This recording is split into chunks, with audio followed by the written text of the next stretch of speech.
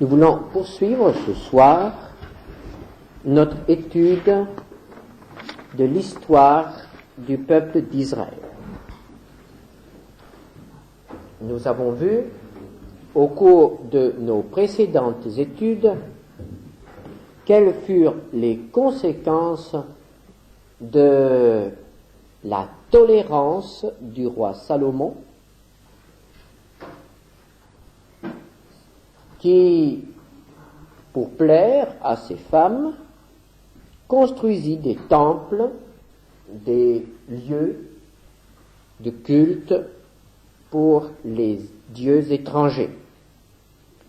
Ainsi, suivant l'exemple du roi Salomon, nombreux furent ceux qui s'engagèrent dans l'idolâtrie.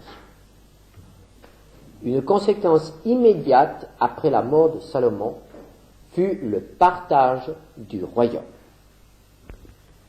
Il y eut un schisme et nous nous trouvons en présence de deux royaumes, un royaume au nord avec Jéroboam comme roi et le royaume du sud qui s'appellera le royaume de Juda avec la capitale Jérusalem et dont Roboam, le fils de Salomon, deviendra roi.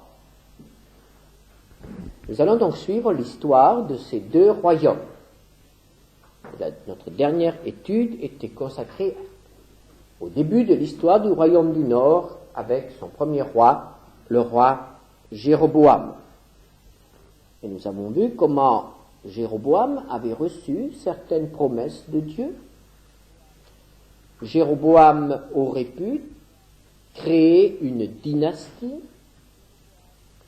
Jéroboam aurait pu servir son peuple s'il était resté dans les voies de l'Éternel, mais par incrédulité, par manque de piété, par orgueil peut-être aussi, et surtout par esprit politique, Jéroboam s'est détourné de l'Éternel et a instauré officiellement dans le royaume du Nord le culte des veaux, le culte des faux dieux.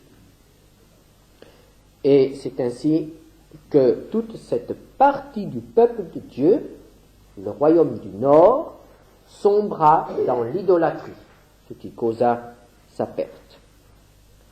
Aujourd'hui, nous allons revenir au royaume du Sud, le royaume de Juda, et nous allons voir ce que fit Roboam, fils de Salomon, roi de Juda, à Jérusalem. Le schisme surprit Roboam et le conseil du royaume. Bien que les prophètes l'avaient annoncé au temps de Salomon, il semble que ces avertissements n'aient pas été pris au sérieux. Roboam se trouva donc totalement démuni au moment où Jéroboam, son rival, s'empara de 10 tribus sur 12. Et Roboam, en se retirant à Jérusalem, dans son palais, se trouva du jour au lendemain à la tête d'un royaume fortement amputé. Il fut amputé de plus de la moitié, puisque 10 tribus formèrent le royaume du Nord et 2 seulement formèrent le royaume du Sud. Un territoire fortement diminué, une population fortement réduite. Et ce qui n'arrangeait absolument pas les choses, c'est que le nouveau royaume, qui aurait pu et qui aurait dû être un royaume frère, puisque les deux royaumes formaient un seul peuple, le peuple de Dieu, le peuple d'Israël, mais ce royaume du Nord, au lieu d'être frère devint ennemi. Et ainsi, Roboam avait là, à quelques kilomètres de Jérusalem, déjà une frontière où rien n'avait été prévu pour la défense du pays. C'était une nouvelle frontière, une frontière sans aucune fortification, sans aucune possibilité de se défendre contre une invasion. Et en plus de cela, ce royaume au nord devenait immédiatement le plus grand ennemi du royaume de Juda. La première des choses pour le roi Roboam fut donc de fortifier son pays. Et c'est ce que nous voyons au chapitre 11 du deuxième livre des Chroniques, versets 5 à 12. Roboam demeura à Jérusalem et il bâtit des villes fortes en Juda, c'est-à-dire il fortifie les villes. Il bâtit Bethléem, Étam, Tekoa, Beth-Sur, Soko, Adullam, Gath, Marécha, Sif, Adoraïm, Lachis, Azekah, Tsoréa, Ajalon et Hébron, qui étaient en Juda et en Benjamin, et il en fit des villes fortes. Il les fortifia et y établit des commandants et des magasins de vivres, d'huile et de vin. Il mit dans chacune de ces villes des boucliers et des lances, et il les rendit très fortes. Juda et Benjamin étaient avec lui. Voici donc des villes qui sont transformées en forteresses. Ce sont des villes de garnison, ce sont des villes qui deviennent des postes frontières et qui doivent permettre la défense de Jérusalem et de tout le pays. Mais quelque chose d'autre donna de la force à Roboam. Ce ne furent pas les fortifications, les murailles, mais ce fut l'intervention du Seigneur. Nous voyons que Jéroboam commit une très grande erreur. Il crut qu'en détournant son peuple du culte rendu à l'Éternel à Jérusalem, il allait être fortifié. Et il créa un nouveau culte. Il créa de nouveaux lieux de culte, une nouvelle religion, de nouveaux prêtres, de nouvelles fêtes. Cela fut accepté par le peuple, mais non pas par le peuple en entier. Et nous assistons à une opposition, nous assistons même à un départ de ceux qui n'acceptent pas le culte idolâtre de Jéroboam. Il y a tout d'abord le départ des sacrificateurs et des Lévites. 2 Chroniques 11, versets 13 à 15. Les sacrificateurs et les Lévites qui se trouvaient dans tout Israël quittèrent leur demeure pour se rendre auprès de lui, auprès de Roboam. Car les Lévites abandonnèrent leurs banlieues et leurs propriétés et vinrent en Juda et à Jérusalem, parce que Jéroboam et ses fils les empêchèrent de remplir leurs fonctions comme sacrificateurs de l'Éternel. Jéroboam établit des sacrificateurs pour les hauts lieux, pour les boucs et pour les veaux qu'il avait faits. Nous avons donc là des serviteurs de Dieu qui veulent rester fidèles et qui, étant fidèles, sont privés de leurs fonctions. Il n'y a plus de place pour les serviteurs de Dieu fidèles dans le royaume du Nord. Et pour rester fidèles, ces hommes abandonnent leurs biens, abandonnent leur héritage, leur ville, leur maison, et partent pour Jérusalem. Nous avons là un magnifique témoignage de fidélité. des serviteurs de Dieu qui sont prêts à tout quitter, tout simplement parce qu'ils ne peuvent plus servir le Seigneur. Ils ne furent pas les seuls. Au verset 16, nous lisons « Ceux de toutes les tribus d'Israël, qui avaient à cœur de chercher l'Éternel, le Dieu d'Israël, suivirent les Lévites à Jérusalem pour sacrifier à l'Éternel, le Dieu de leur père. » Il n'y a pas seulement les serviteurs de Dieu, c'est un peu compréhensible puisque c'était leur métier, mais il y eut aussi les fidèles. Il y avait là une minorité qui décida de rester attachée à l'Éternel et de rester attachée au culte qui était rendu à l'Éternel à Jérusalem. Et ces hommes, ces familles, abandonnèrent tous leurs biens pour partir, pour se rendre en Juda et simplement pour continuer à servir l'Éternel.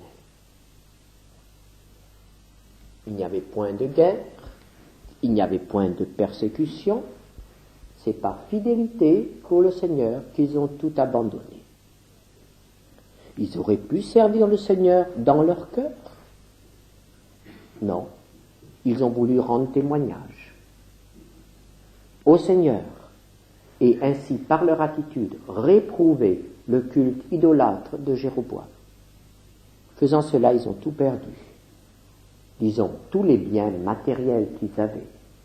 Mais ils ont glorifié Dieu. Quelle leçon pour nous? Ce sont là des gens qui vivaient longtemps avant Jésus-Christ, qui n'avaient donc pas une connaissance aussi grande que nous de la vérité, qui n'avaient pas l'aide aussi constante que nous du Saint-Esprit. Et pourtant ces gens-là, par témoignage et par fidélité, ont tout abandonné, ont tout laissé pour servir le Seigneur. Frères et sœurs, est-ce que cela n'a pas quelque chose à nous dire? Aujourd'hui, il est si difficile de laisser quelque chose pour servir le Seigneur. Parfois, on n'est même pas capable de fermer un livre qu'on a commencé ou de tourner le bouton du poste de télévision ou de radio. Ou peut-être on n'a même pas le courage de sortir le soir pour assister à une réunion. Si peu d'efforts, si peu d'esprit de renoncement pour servir le Seigneur. Et ces gens-là l'ont fait. Ces gens-là ont tout quitté. Et nous avons là, simplement, en quelques phrases, le témoignage de la parole de Dieu. On n'a pas écrit des livres sur eux. On ne les connaît pas. Simplement, quelques-uns abandonnèrent tout pour servir l'Éternel. Leur départ affaiblit le royaume du Nord. Et nous comprenons très bien cela puisque nous vivons dans un pays qui a connu un exode semblable il y a quelques siècles. Et lorsqu'au temps de la Réforme, après la révocation de l'édit de Nantes, les chrétiens évangéliques de France fuirent la persécution, ils affaiblirent notre pays, puisqu'ils apportèrent dans les autres pays leur métier, leur art et leur goût au travail. Et c'est ainsi que les Huguenots français ont fait la fortune des pays voisins. Et en partant, le peuple, le pays qui n'était pas tolérant, le pays qui était persécuteur, était affaibli. Et c'est ce qui s'est passé aussi au temps de Roboam et de Jéroboam. Le royaume intolérant du nord a été affaibli, et le royaume du sud, qui a accueilli les réfugiés, qui a accueilli ces héros de la foi, a été fortifié. Ils donnèrent, au verset 17, ils donnèrent ainsi de la force au royaume de Juda et affermirent Roboam, fils de Salomon.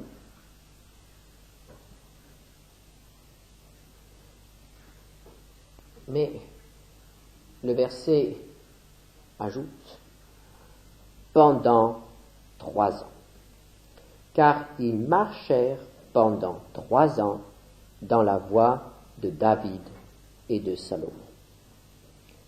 Et cela concerne probablement tout le peuple de Juda. Et il nous est dit que la fidélité de Roboam et la fidélité du peuple du sud, du peuple de Juda, ne se maintint pas plus de 3 ans. Pourquoi 3 ans? Nous n'en savons rien.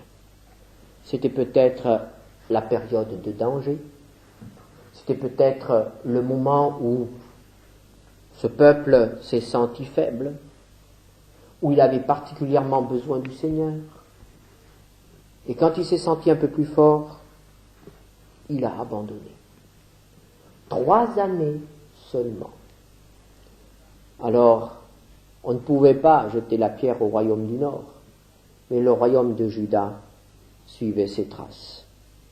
Après 3 années, les habitants de Jérusalem, eux aussi, se relâchèrent dans leur fidélité au Seigneur. Et voyez-vous, ça doit être une leçon pour nous. Car il se peut qu'un jour dans notre vie, nous ayons fait un acte de foi. Nous ayons renoncé à quelque chose. Nous ayons peut-être quitté notre famille, ou nos biens, ou que sais-je encore, pour le Seigneur. Mais il n'y a pas dans notre vie, dans la vie avec le Seigneur, un acte seulement. Et cet acte qui donnerait de la valeur à toute une vie. Mais il y a une marche constante. Et cela ne nous servirait à rien d'avoir fait un acte héroïque il y a quelques années, si après il y a un relâchement, si après notre foi baisse, et si nous ne sommes plus fidèles au service du Seigneur. Qu'en est-il aujourd'hui? Est-ce que dans notre vie, le Seigneur doit aussi dire, oui, un tel marcha pendant tant d'années avec le Seigneur, puis il se relâcha, puis il se refroidit, comme dit la parole de Dieu. C'est un manque de persévérance. Et c'est pourquoi l'apôtre nous exhorte en nous disant, vous avez besoin de persévérance. Alors nous allons voir un peu ce qui a provoqué ce relâchement. Chapitre 12, verset 1. Lorsque Roboam se fut affermi dans son royaume et qu'il eut acquis de la force, il abandonna la loi de l'Éternel et tout Israël l'abandonna avec lui. Que se passe-t-il ici? Tant que Roboam s'est senti faible, vulnérable, il s'est entièrement confié au Seigneur. Et quand il a eu terminé ses fortifications, quand il a été installé, quand il a pensé que maintenant ses chevaux, ses chars, ses troupes étaient là pour le défendre, quand il était installé et quand il s'est senti en sécurité, il s'est relâché dans sa foi. Il est toujours extrêmement difficile, il est dangereux pour un chrétien, lorsqu'il se sent en sécurité. Lorsqu'il dit, ça y est, maintenant je suis arrivé. Maintenant, dans le domaine spirituel par exemple, maintenant j'ai compris. Ah, j'ai compris. Qu'est-ce que j'ai compris? J'ai peut-être compris la vie de victoire. Ah, maintenant j'ai compris la vie de victoire. Je viens de lire un beau livre sur la vie de victoire et j'ai compris. Et pendant quelques jours, on a une vie de victoire. Et on se sent fort et tout va très bien. Et on applique la recette constamment jusqu'au moment où, tellement rempli de notre recette, nous oublions le Seigneur. Et après avoir connu une belle victoire, on connaît une belle catastrophe. Et tout est de nouveau à recommencer. Ou bien encore quand on se sent fort, quand on se dit, ça y est, maintenant j'ai compris, je ne vais plus m'y laisser prendre. Mais on se laisse prendre par autre chose. Car c'est justement cela qui est intéressant dans la vie chrétienne. D'abord, le diable a toujours quelque chose de nouveau à nous présenter, et puis le Seigneur a toujours quelque chose, une réponse à nous donner. La vie chrétienne n'est absolument pas monotone. Et voyez-vous, lorsqu'on se sent fort, c'est alors que nous sommes en danger. La parole de Dieu dit que celui qui croit être debout prenne garde qu'il ne tombe. Et on tombe si vite. Et si vite, on dit aux autres, ça y est, maintenant je suis debout. Nous avons à apprendre toute notre vie. Et l'apôtre Paul a reçu une belle parole qui devrait nous être gravée dans notre cœur. 2 Corinthiens 12, verset 9, Dieu lui a dit, « Ma grâce te suffit, car ma puissance s'accomplit dans la faiblesse.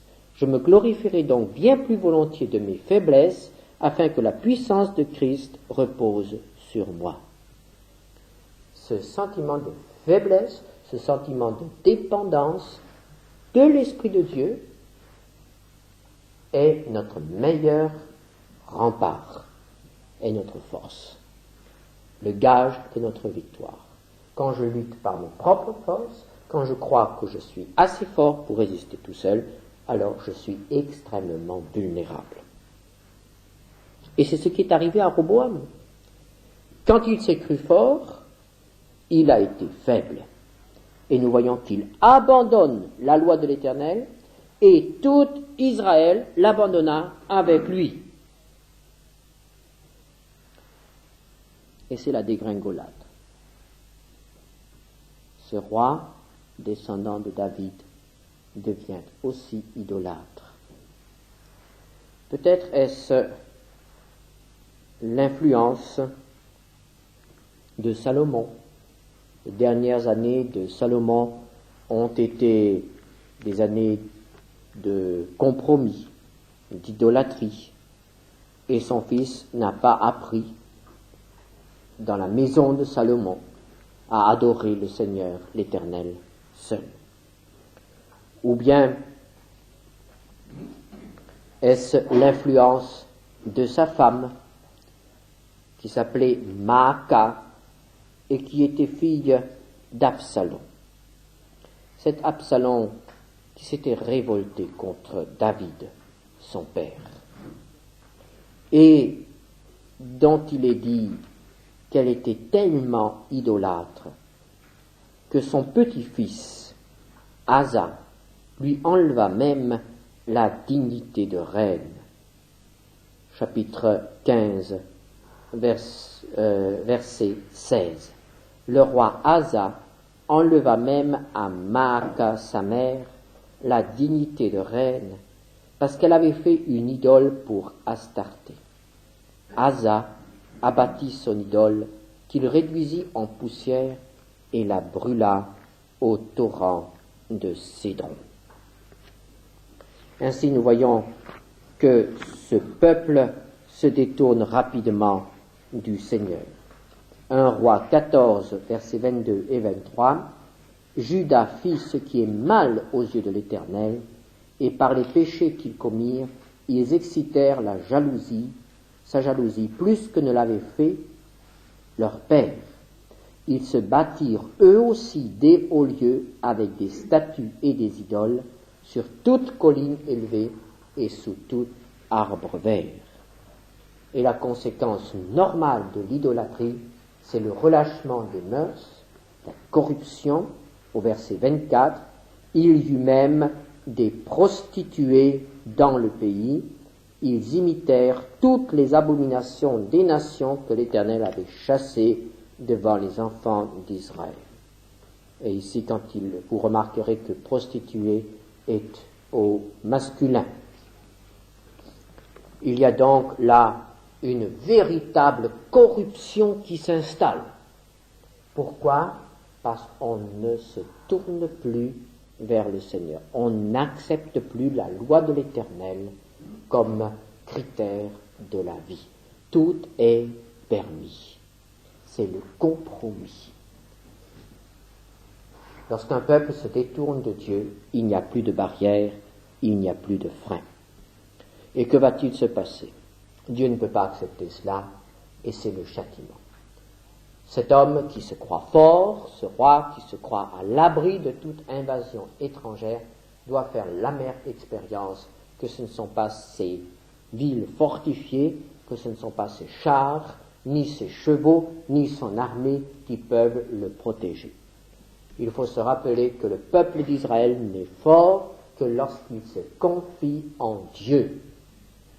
C'est ce qui est particulier chez ce peuple. Sa force est en Dieu et non point en ses armes. Et nous voyons une invasion égyptienne mettre le pays en danger.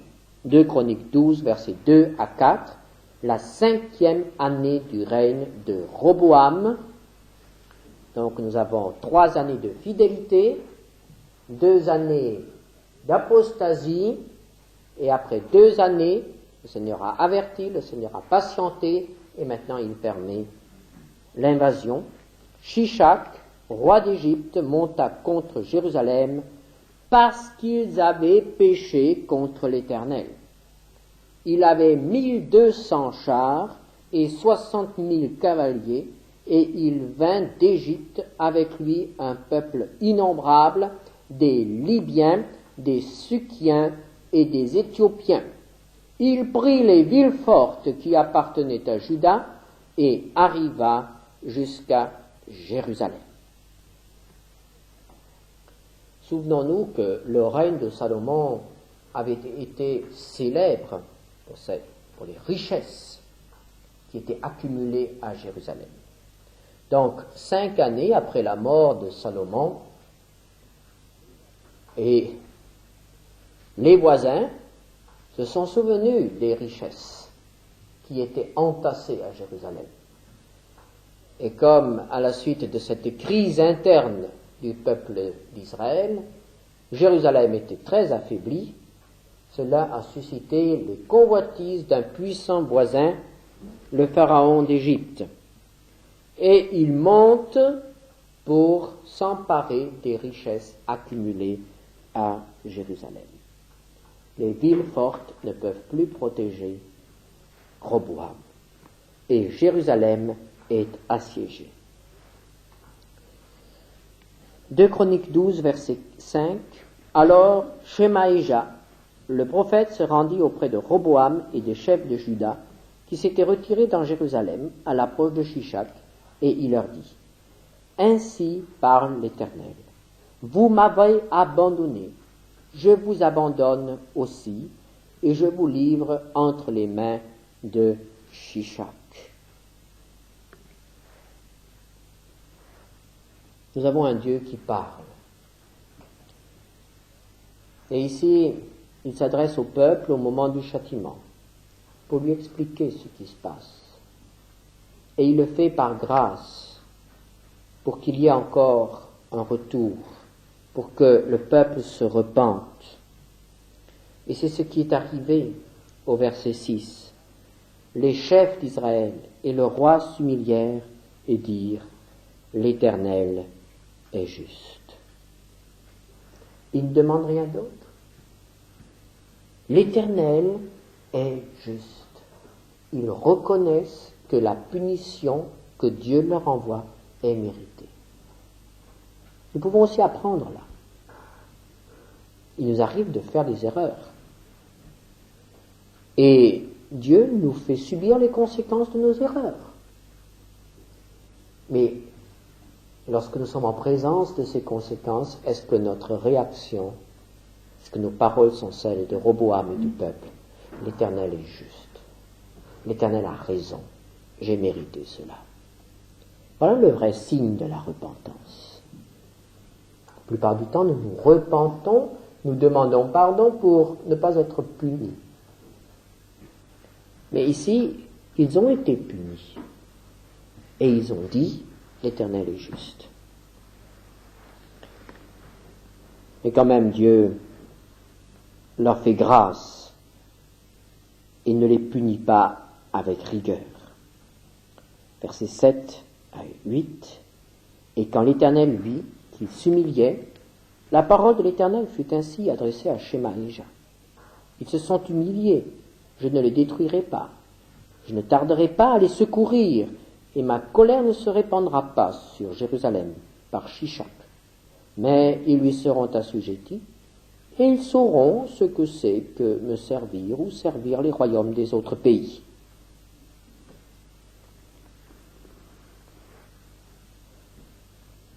Dieu fait comprendre à son peuple que cette invasion, cette domination étrangère est une leçon. Il faut qu'ils apprennent le prix de la liberté. Il faut qu'ils soient reconnaissants pour la liberté qu'ils ont eue.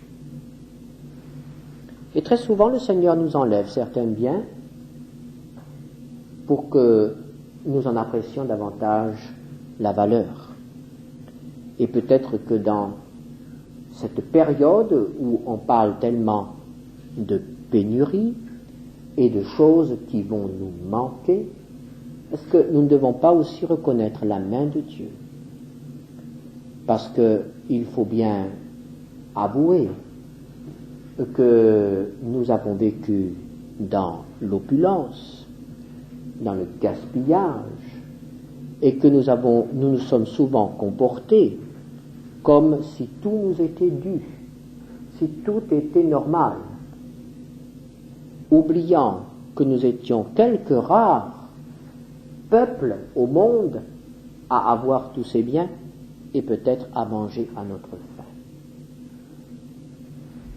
Dieu est parfois obligé de changer, d'intervenir, de changer les circonstances, la situation, pour faire réfléchir. Et c'est ce qui est arrivé aussi à Jérusalem au temps de Roboam.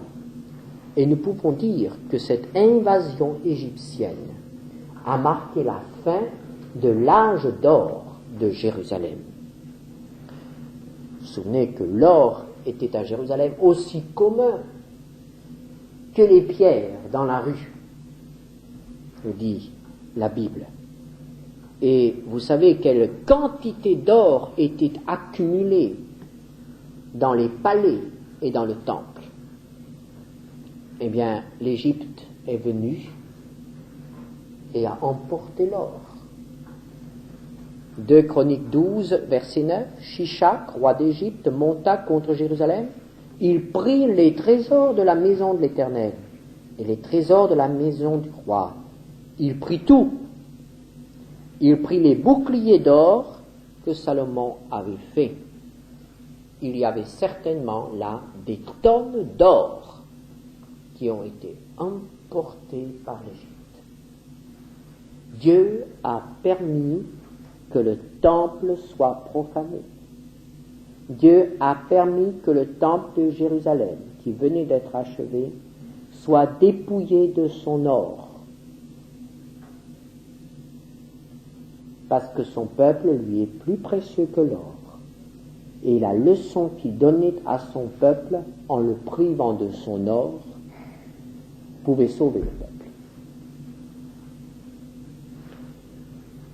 Versets 10 et 11, le roi Roboam fit à leur place des boucliers d'airain, c'est-à-dire de bronze.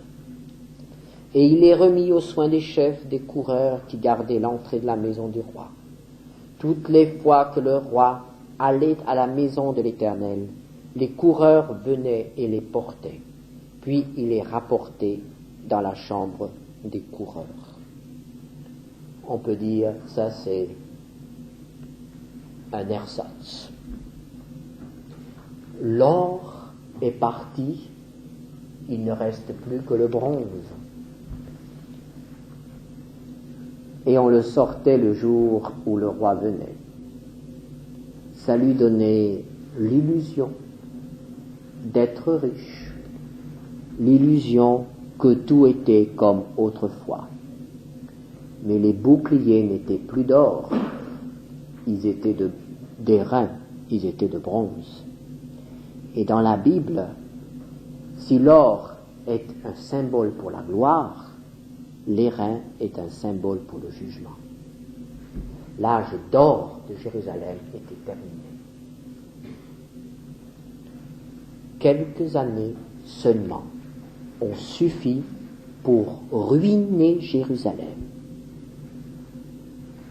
Ce n'est pas une mauvaise politique qui a ruiné Jérusalem, c'est le péché. Et c'est pourquoi nous devons penser à ces choses aussi, dans le pays dans lequel nous vivons. Ce n'est pas une mauvaise politique qui ruine un pays, mais c'est le péché, c'est la corruption. Un peuple est fort lorsqu'il est dans la volonté de Dieu. Un peuple va au-devant de la catastrophe et de la ruine lorsqu'il se détourne de la parole de Dieu. Ce qui est vrai pour un peuple est bien plus vrai encore pour une église et pour un chrétien.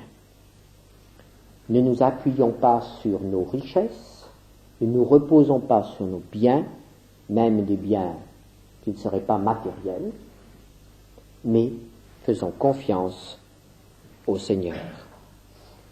La fin du règne de Roboam s'écoula dans la paix, mais la Bible nous dit qu'il ne chercha pas de tout son cœur l'Éternel.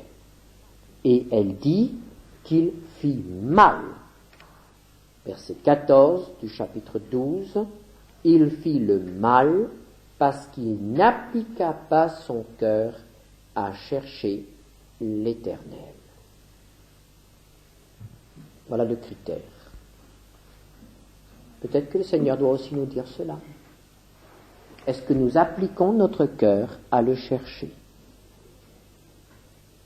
Est-ce que nous sommes préoccupés de chercher l'Éternel et de vivre selon sa parole? Alors le Seigneur dit, il fit bien. Sinon, il doit dire, il fit le mal ou il fait le mal. C'est ainsi que Dieu juge. Que le Seigneur nous accorde la grâce d'être trouvés dans les voies du bien. Amen.